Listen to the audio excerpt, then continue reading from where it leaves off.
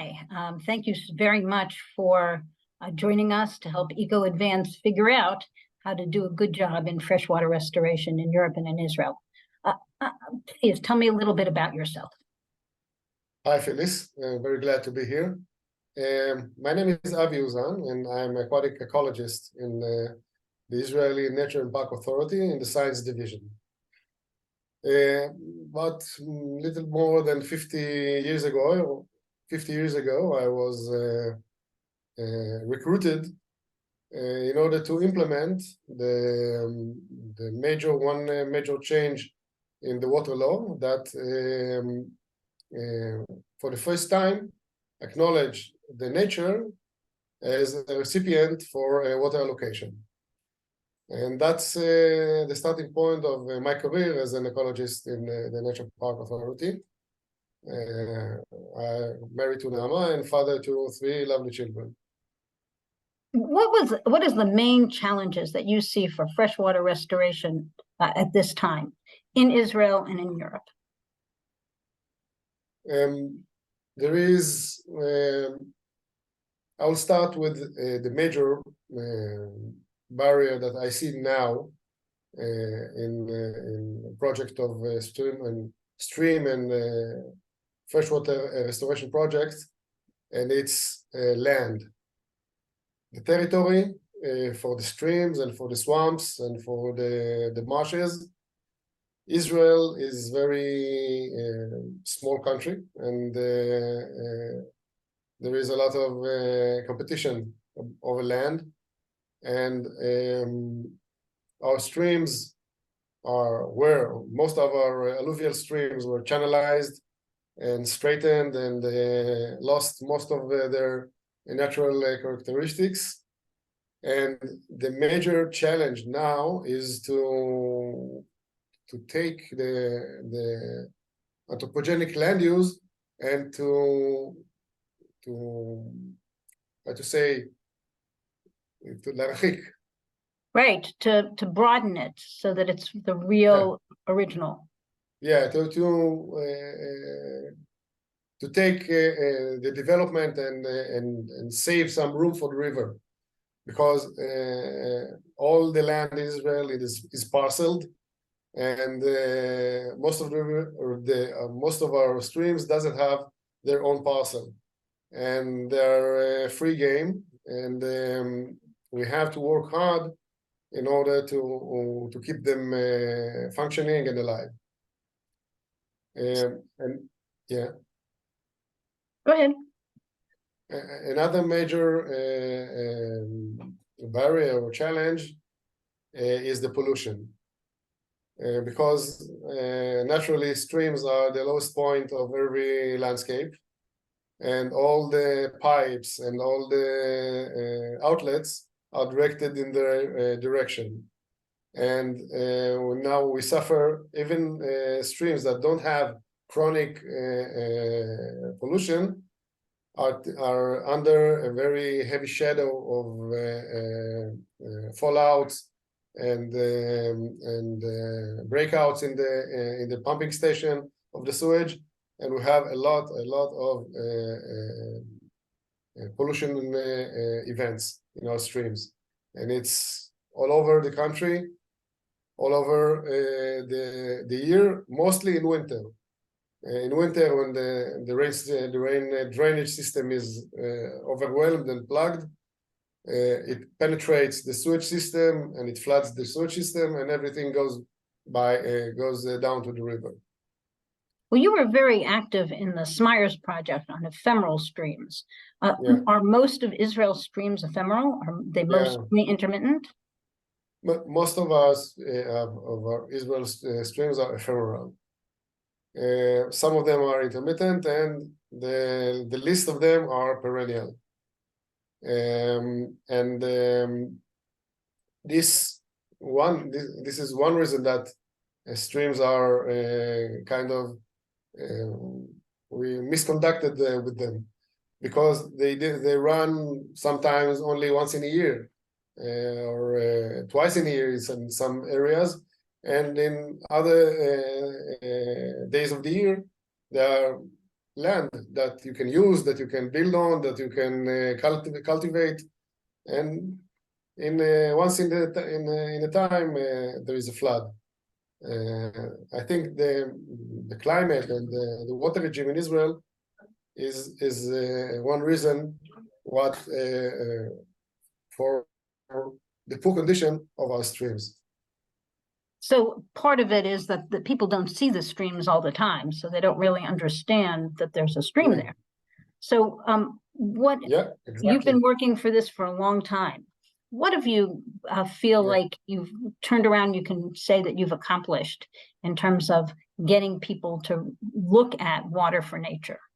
Yeah, and in order, I think in Israel, with all its ethoses of conquering the land and agriculture, the sight of water running in a stream is whoa.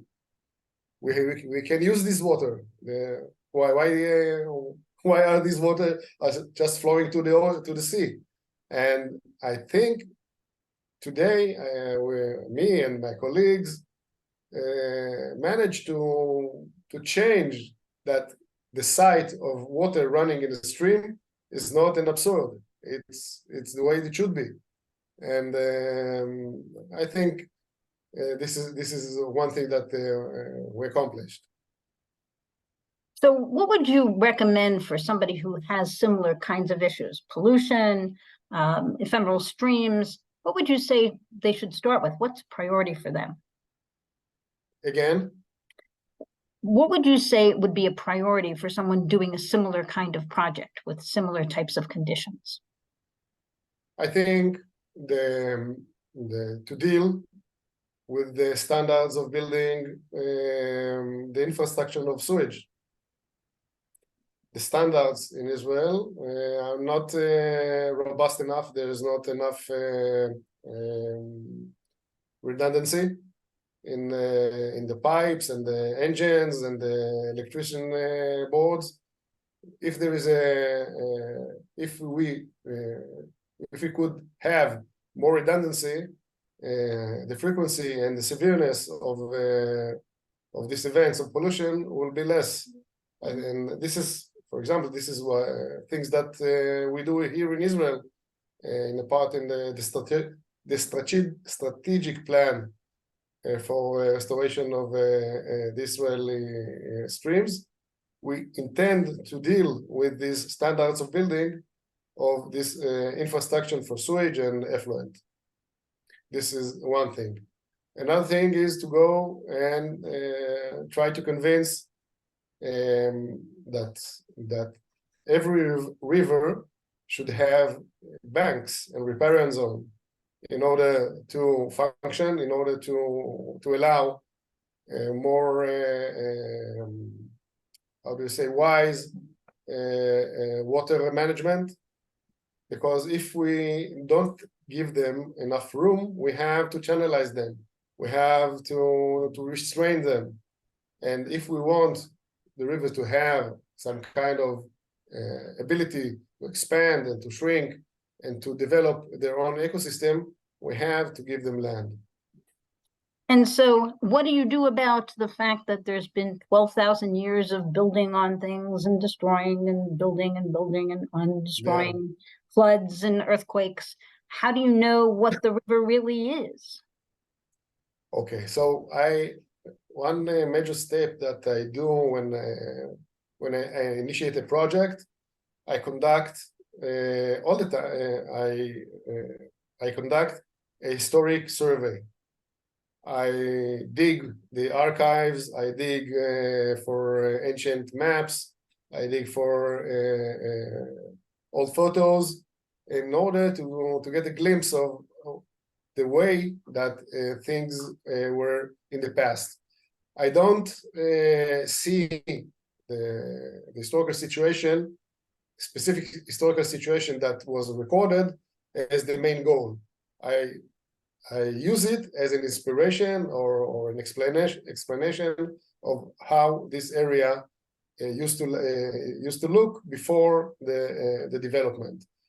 In order, the things that I'm trying to do is to swipe out the culture over the hydrology and the geology, and to deal with the backbone of the environment, which is the rock and the soil and the water.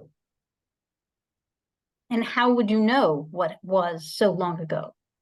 Okay, so I drilled. I have machines that drill to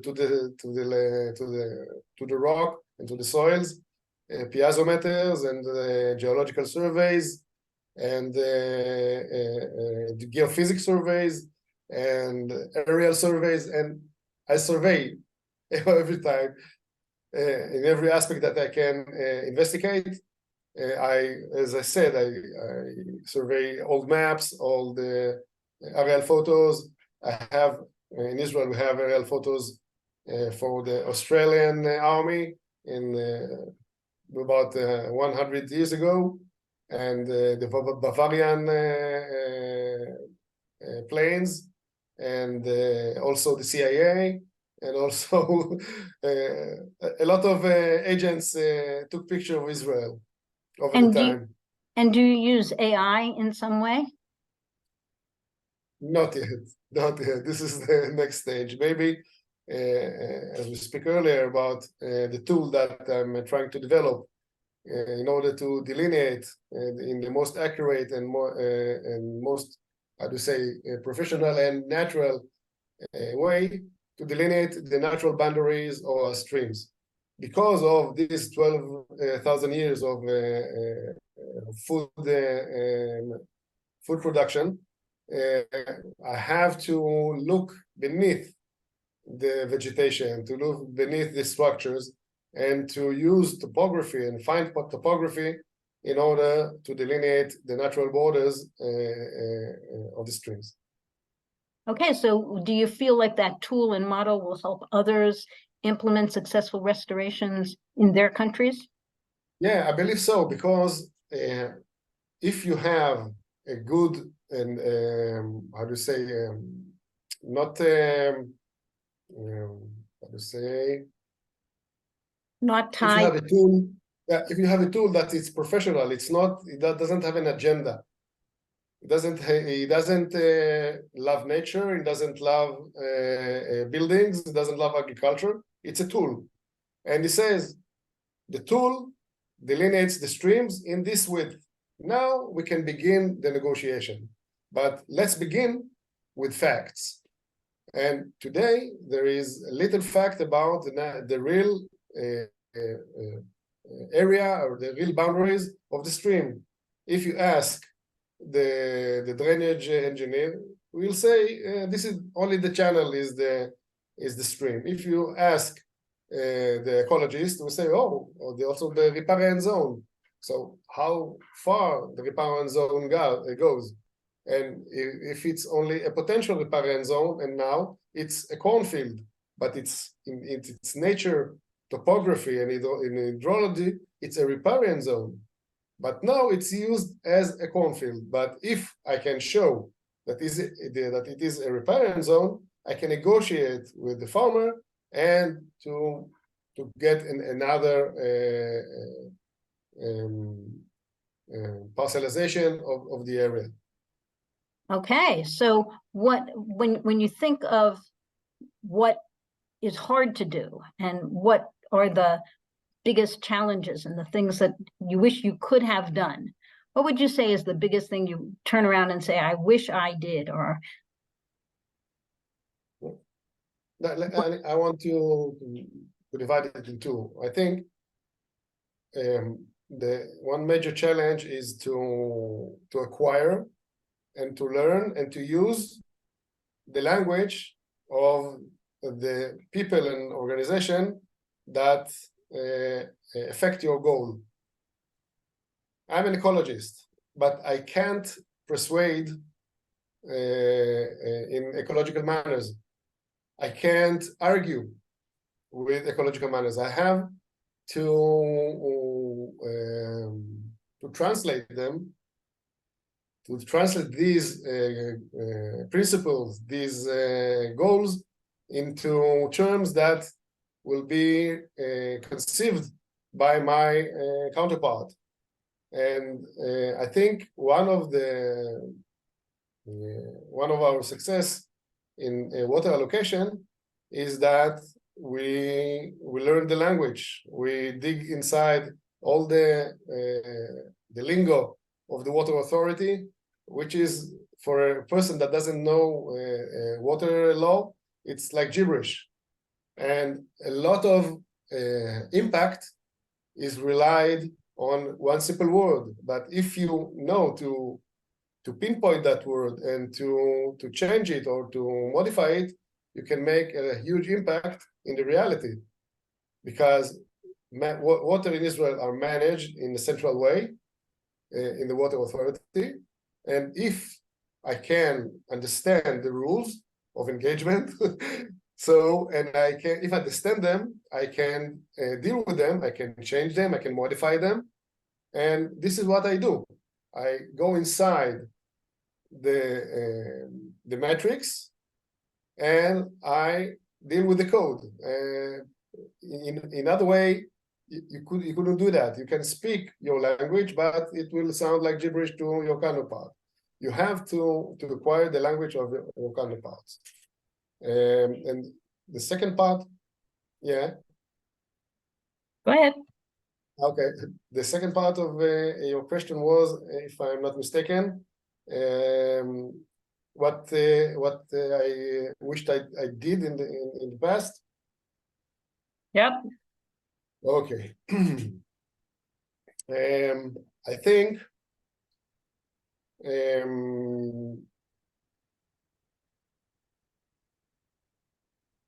think that if we manage to